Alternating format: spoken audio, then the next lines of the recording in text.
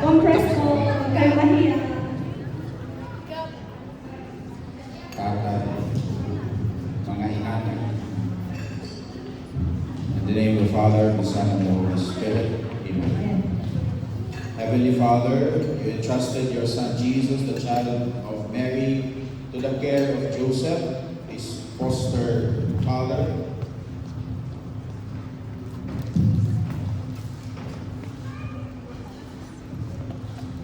Bless all fathers and grandfathers as they care for their families. Give them strength and wisdom, tenderness and patience. Give them ability to love in a way that reflects your love. Support them in the work they have to do, protecting those who look to them, and as we look to you for love and salvation. Help us to love them in a way that would bring honor to you and them. Bless and heal all those wounded by the imperfections of their fathers, and grant an eternal rest to our fathers you have called from this life to yourself. Through Christ our Lord. Happy Father's Day. Advance sa bukas bayan. Amen. Thank you, Father Makoy.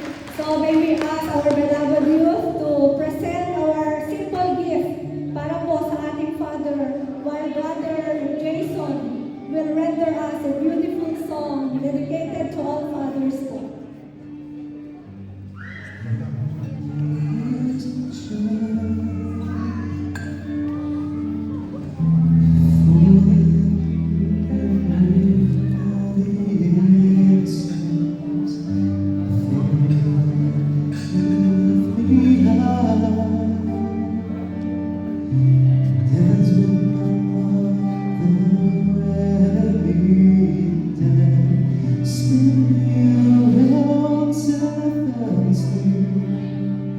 Yung mga may tatay sa harapan, it's your privilege to have your dad.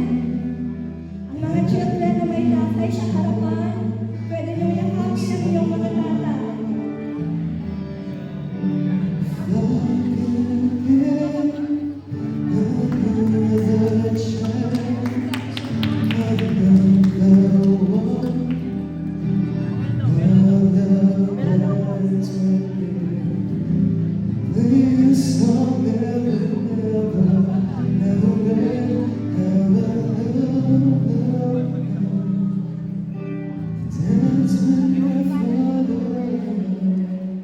Again.